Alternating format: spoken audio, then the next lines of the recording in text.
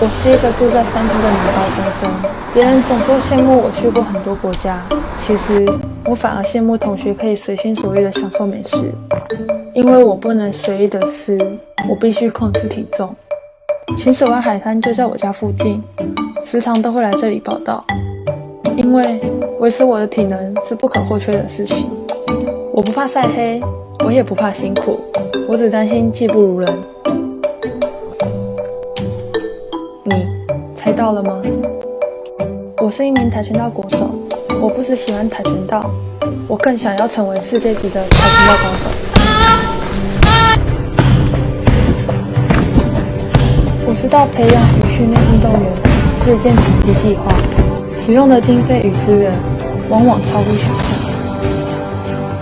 好在我遇见了运促会发起的运动基因育才计划，对我提供很大的帮助，像是异地训练或国际赛的交通补助，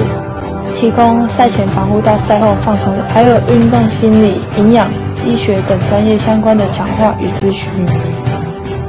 让我每一场比赛都能专注在运动表现上，全力以赴的击败对手。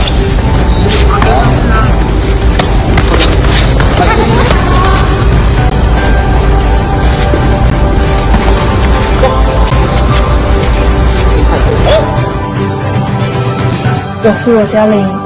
一位跆拳道国手，我会继续拼下去。